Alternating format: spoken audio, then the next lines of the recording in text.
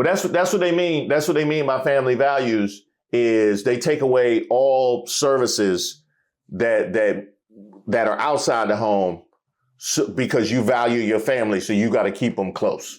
You got to keep your family close because they don't have no schools to go to. They don't have no childcare. So you value them. You keep them close. And also you at home because you ain't got no job. So you just at home clutching your children. That's the only thing you're free to do. Family values. That's it right there.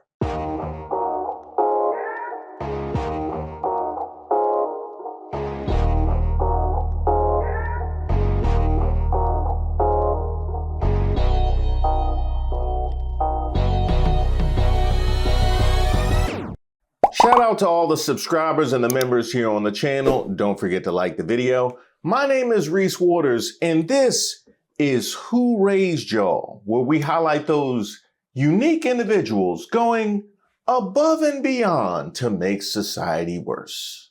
I'm a MAGA Christian, and I'm against sending life-saving aid to other countries because it's a waste of my tax dollars. But Trump using my tax dollars to bomb other countries and kidnap their leaders is great because it's MAGA math, and you libs are too stupid to get it. You know, the kinds of people you'll see asking to speak to the manager at the pearly gates. I want to talk to the manager. Now there I was, enjoying the holidays with my family, helping shepherd Erica Kirk through the 6th stage of grief. 5 stages of grief. Denial, anger, bargaining, depression, and acceptance. When I see this. Of course, Trump is freezing funding for childcare nationwide. It was always part of the plan. They just needed a fall guy, and it turns out Minnesota's going to be it. Like, seriously, it's part of P2025. They don't want to fund childcare centers in this country because they want to force women home. Women are the predominant employment of childcare centers. Also, when families can't afford childcare, it's usually the mom that gets forced to stay home. It's the Christian Nationalist wet dream. I'm sorry, did you say white dream or wet? You know what? They both work. They both work for me. And think back to the campaign last year when JD Vance himself said that their plan for childcare and making it more affordable for families was that grandparents should just look after the kids, as though grandparents in this country aren't forced to work until they're dead. Oh, y'all remember that, right? This man was asked about the affordability of childcare and said, well, why don't you ask grandma or grandpa? That was their plan, which wasn't their worst explanation of a plan and still won the election. There was the whole concept of a plan, so it was second worst. How will we lower the cost of daycare? It's such an important question, Charlie. And I think one of the things that we can do is make it easier for family models to choose, or for families to choose whatever model they want, right? So one of the ways that you might be able to relieve a little bit of pressure on people who are paying so much for daycare is make it so that maybe like grandma or grandpa wants to help out a little bit more. You serious? And just to be clear, this isn't just about keeping women at home. It's also super racially motivated and absolutely fucking disgusting what they're trying to do to the Somali community. One more time for those in the back. Flashback. And just to be clear, this isn't just about keeping women at home. It's also super racially motivated and absolutely fucking disgusting what they're trying to do to the Somali community. That's right. What's a little suppression of women without a little racism thrown in there? You know what I mean? Just to sprinkle that little racism on top. It's kind of like going in and executing a regime change in Venezuela as a nice, convenient distraction for the Epstein files, but also pleasing your partners overseas and getting a little oil. Hey! This was always the plan. Minnesota was just the fucking fall guy. And before you tell me that, oh, Nick Shirley's a journalist, no the fuck he's not. He's a J6 insurrectionist who went to CCOT and acted like it was Epcot, not the death prison that it is. And he partnered with the Republican House Speaker, Lisa here, who wants to be governor. So she has all the motive in the world. I'm not remotely surprised that the same people who believe Christopher Columbus discovered America, even though there are already people here, believe Nick Shirley when he claims he uncovered something that was uncovered a few years ago and has already been, investigated and in the process of being prosecuted. Actual journalists have debunked Nick Shirley. And for the party who claims to care about kids and want to protect the kids, they sure as fuck aren't doing anything to do so. I would argue that the only people who showed that they wanted to protect kids were the people working at those daycare centers that he showed up at and didn't let him in.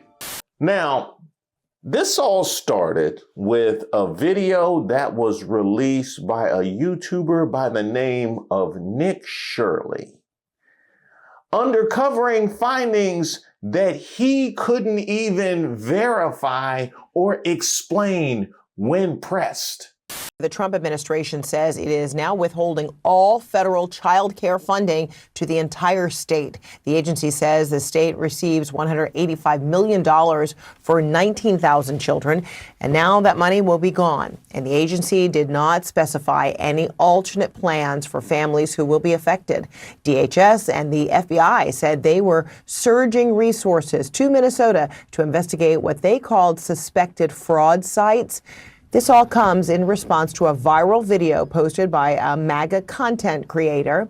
He claims that he uncovered widespread fraud by Somali-run child care centers in the state. CNN is looking into those claims and has not independently verified the accusations.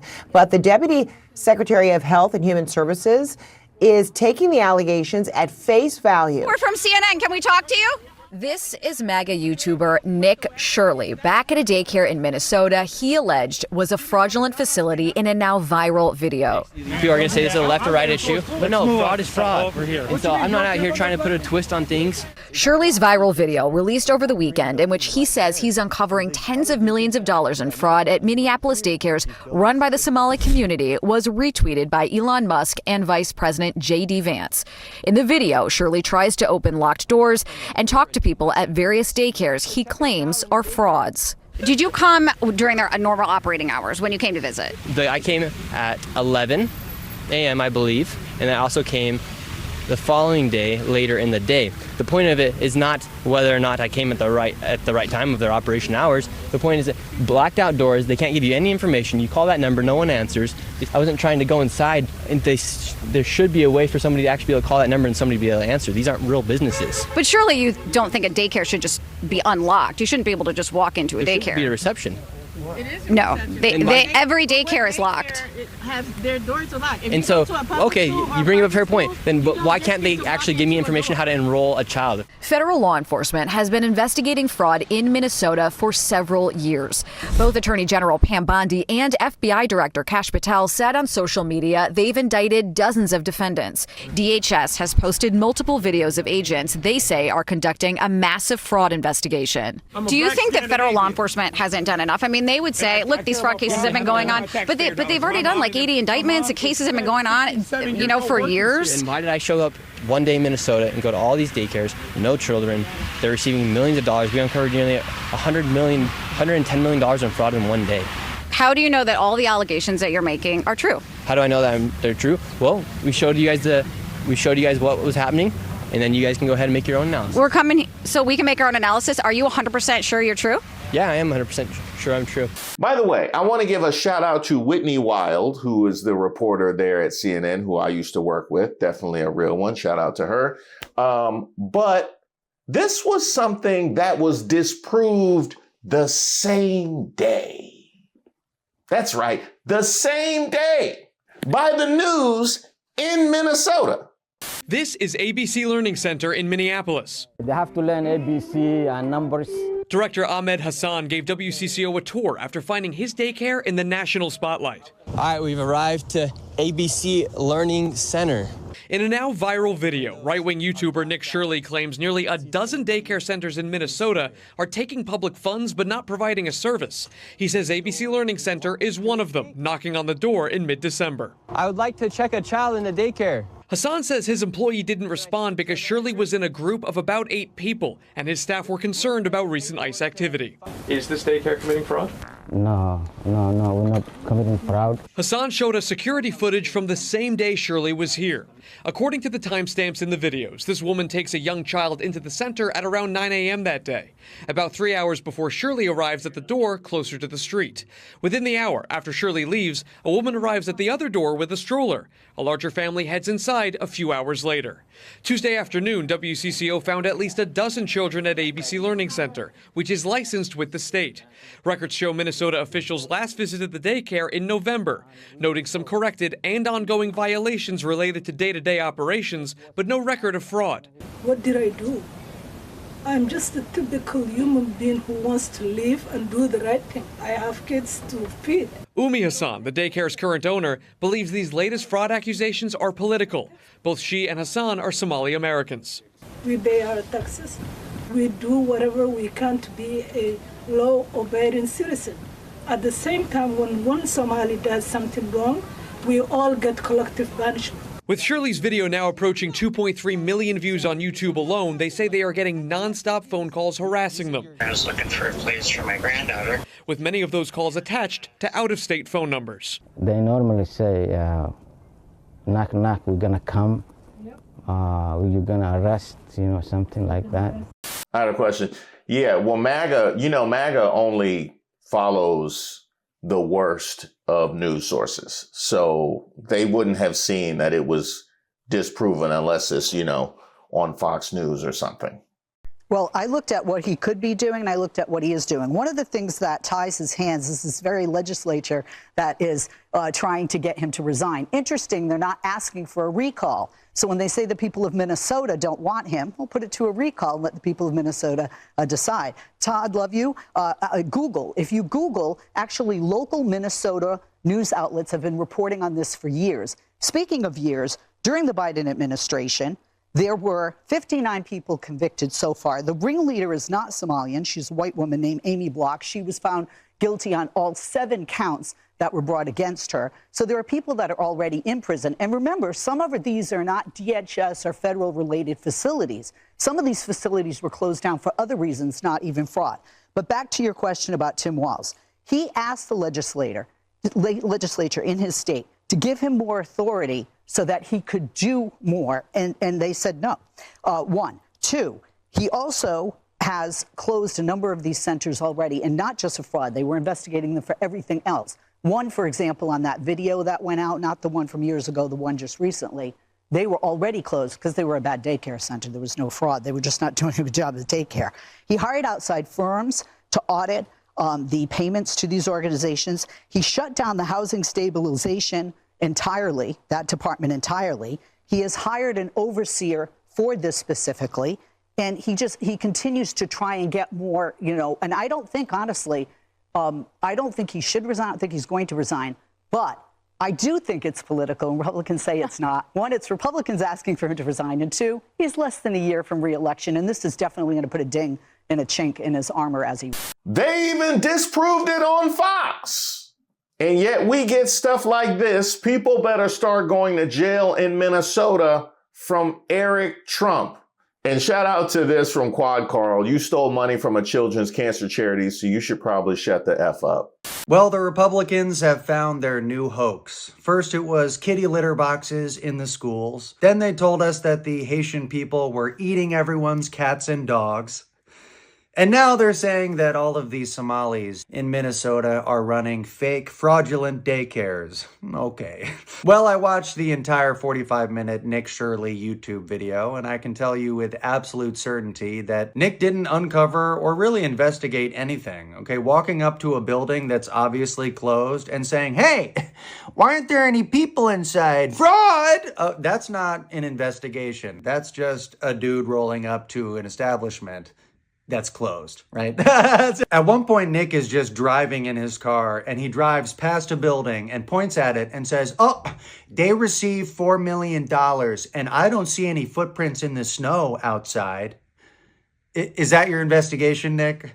Is when you drive past a building in your car and quickly look outside, you didn't see any footprints in the snow? But this is how easy it is to trick Trump supporters. They will believe anything that makes an immigrant look bad. Anything. Like, remember when Elon was doing Doge and they were finding all this fraud that not a single person was arrested for, but they found so much fraud, right? At one point, Elon was on stage and he was like, guys, look at all this fraud.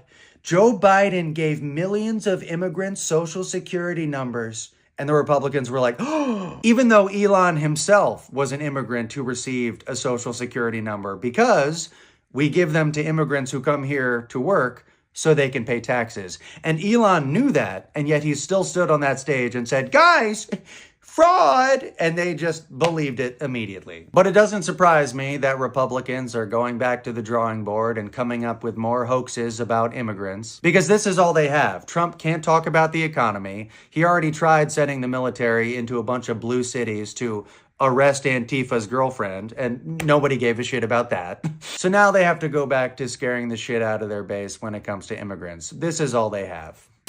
Now, just so we're all clear, we have had an unverified video released by a YouTuber be suddenly amplified by the likes of JD Vance, the Vice President of the United States, finding an independent YouTube video to broadcast all over the world.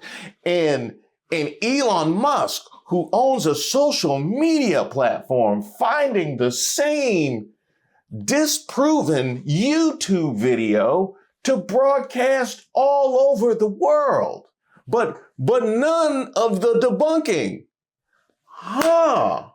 Would you imagine that? What are the chances? And just as soon as that happened, HHS freezing childcare payments to all states after Minnesota fraud allegations.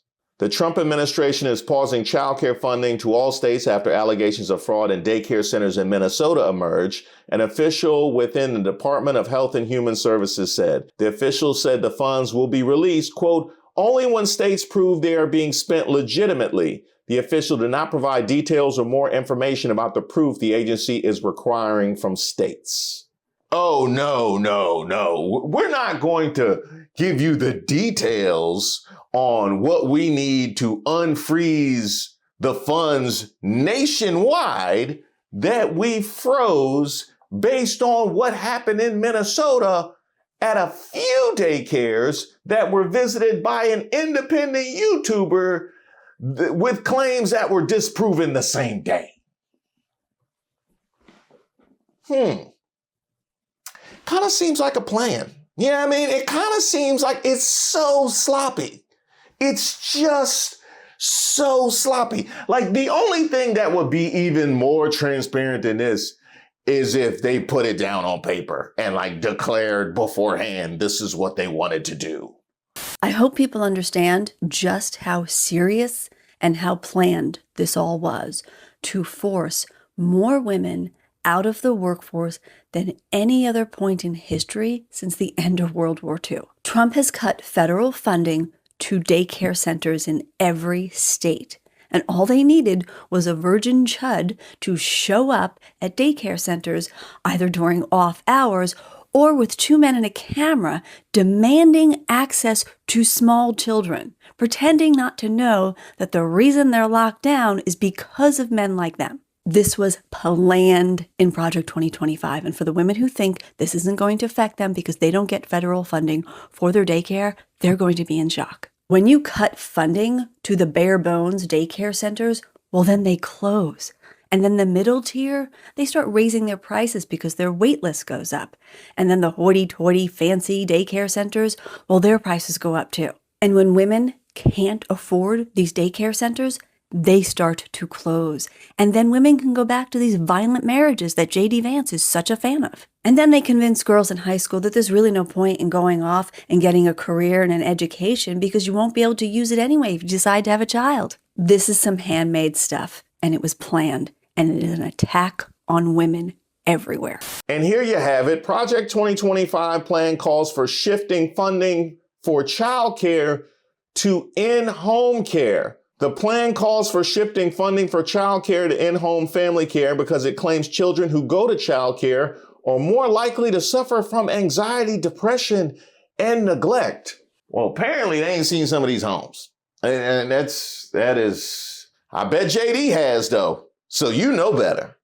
Project 2025, the Heritage Foundation's wish list of policies for a second Trump presidency, was written by a number of supporters as well as officials who previously served under the former president, and it calls to defund childcare. Oh, well, that's fine, because you're going to shift the money to the schools and, oh no, we're defunding the schools as well. We're defunding the schools as well, along with childcare. And this is from the party of family values. This is egregious work. This is nasty, egregious work. Well, that's what they mean. That's what they mean by family values is they take away all services that are outside the home because you value your family. So you got to keep them close. You got to keep your family close because they don't have no schools to go to. They don't have no childcare. So you value them. You keep them close. And also you at home because you ain't got no job. So is you just at home clutching your children. That's the only thing you're free to do. Family values. That's it right there. Man, this some more bull. Now, this reminds me of being at the hospital recently, and shout out to everybody that sent me well wishes. I was told that most hospitals have gotten rid of their nurseries for babies. And guess what the policy is that allows them to save money on staffing a nursery for babies and thereby giving the mother and the father an opportunity to rest after that ordeal? Guess what that policy is called? Baby friendly. You know? MAGA, that was y'all too? The baby friendly policy where you take away the services and save money? Baby friendly? The polling was so bad on Project 2025, Republicans had to lie about it. Journalists convinced themselves it wasn't serious, but all the authors were still on GOP payroll. I'm sorry, but the Democrats who tried to say this, including Kamala Harris, were dismissed. They most certainly were. And don't think it will be forgotten the failure of the media. And they aren't the only culprits. It's the shifting narratives and the completely malleable values of the MAGAs that allowed him to disavow Project 2025 and then enact it. But of course, we'll hear from them now that they feel the consequences. Hey, Anthony. Yeah. I just heard that the Trump administration is freezing federal childcare funds nationwide. What's going on with that? Well, if you ask me, it's the next step in pushing the American working class deeper into wage slavery, straight out of Project 2025, and likely an attempt to force women out of the workforce and back into patriarchal gender roles.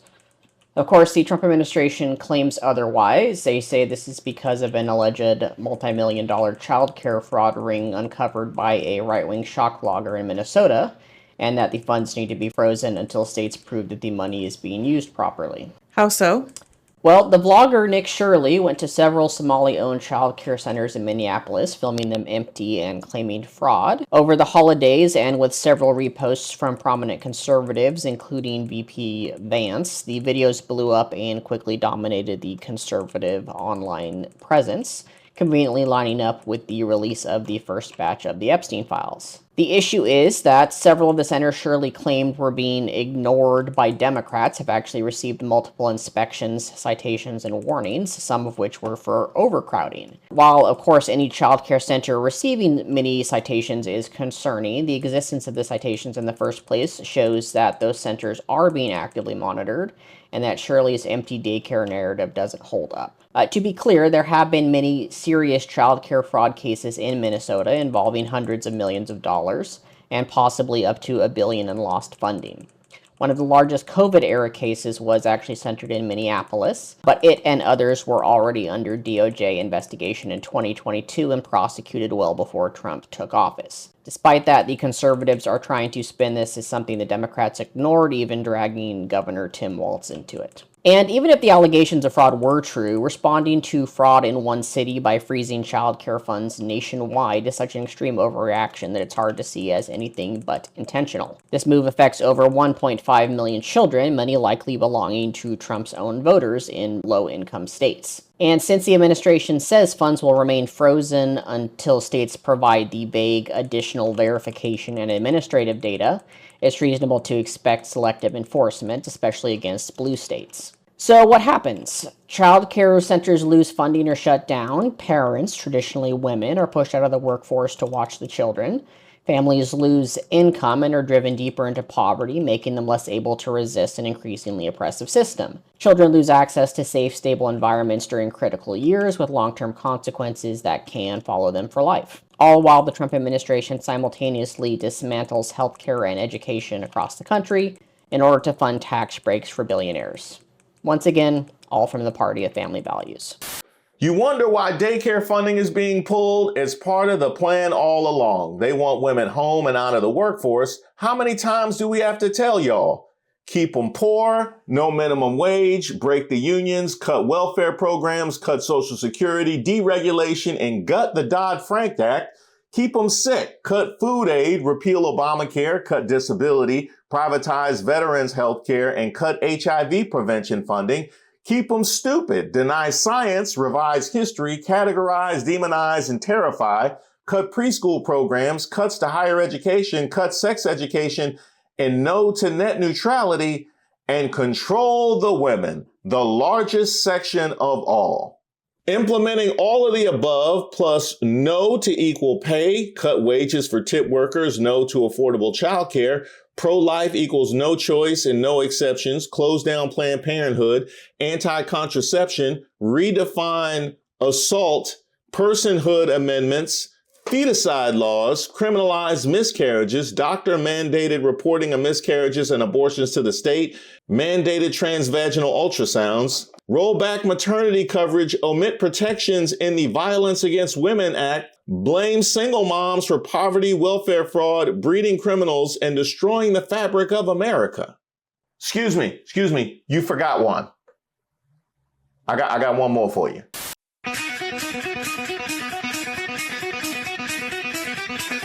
You can pry my vote out of my warm, live, sharp, well-manicured hands, Republican Party. Now I was going to use this for a whole nother video because it's so powerful, but it just fits so well in the context of the attack on women. To further insult women, the field of education, starting next year, 2026, it is no longer considered in the field of education. And tell me if this makes any sense. And this is why I'm so mad. It is no longer considered to be professional to be a teacher or to be a nurse. There are many other positions, too, that are aligned in the field of education that are not considered to be educational. I don't understand. It's like a kick in the back. The you mean?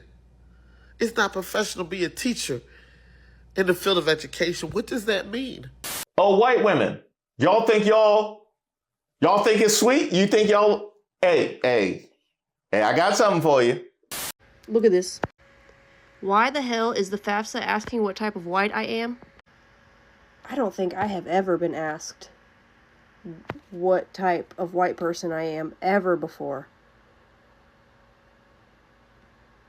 I mean, this isn't a bad thing. I'm just like, when did this start happening? Because you know what I mean? Usually you just hit white and then you move on with your day. They don't have any other questions, usually. I don't know who they is. I'm thinking all the other forms I've ever filled out. Usually you just hit white and move on. Girl, my dad's adopted. I don't even know. See, that's the thing about pick-me behavior. That's why we say that's how pick-me ends. Because when you enable the transgression, you communicate that transgression is okay. And they just keep going. That line keeps shifting, almost like the lines you set for Trump. Well, my friends, we need to have a heartfelt conversation about what's going on with these daycare centers being attacked and demonized. Now there's all sorts of mini Nick Shirleys out there taking their camera phones and knocking on random daycare centers, trying to create rage bait content. And all these individuals across the country, these MAGA supporters, they're getting at least 500,000 views on all their content.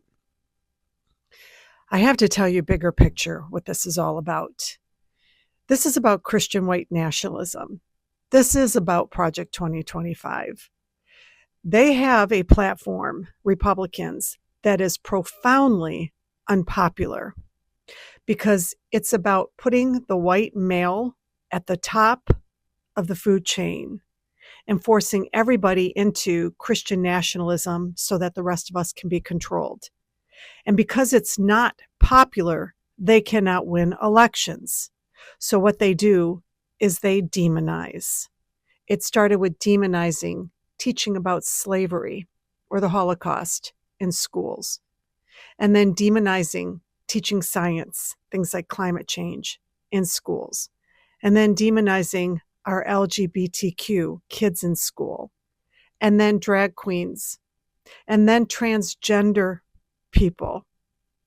And then it moved on to demonizing liberals in general, demonizing single mothers, demonizing pigmented people, demonizing immigrants. It never stops. And now they've moved on to daycare centers. And this has to do with Project 2025 because part of their mandate is to no longer subsidize daycare centers because they do not want women, mothers, to be outside of the home working. So this is going to be another huge checkbox that gets checked off in the Project 2025 agenda, of which 50% has already been accomplished. And let me tell you, there are a ton of Trump-supporting women who rely on subsidized childcare.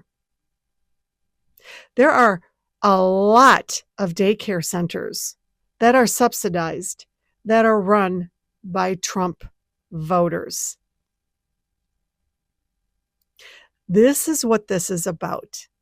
And focusing on blue states first helps them take control of a blue state because they're trying to win elections. That was a whole lot to unpack, but what we're talking about is making sure that society centers white men at all times and all aspects of society at that. In fact, the only reason why this video didn't come out sooner was because I got distracted by Venezuela, and we even saw it there. Two people close to the White House said the president's lack of interest in boosting Machado, despite her recent efforts to flatter Trump, stemmed from her decision to accept the Nobel Peace Prize, an award the president has openly coveted. Although Machado ultimately said she was dedicating the award to Trump, her acceptance of the prize was a, quote, ultimate sin, said one of the people. If she had turned it down and said, I can't accept it because it's Donald Trump's, she'd be the president of Venezuela today. That's right.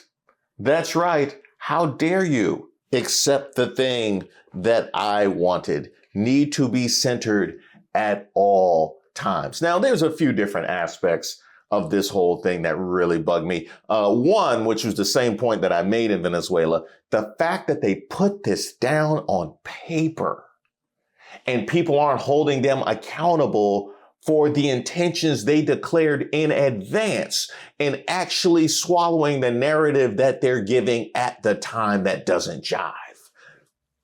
That's insanity. That is just insanity. That would be like finding break-in plans. You find break-in and robbery plans in my car, but I'm up on the stand talking about I went there to apply for a job.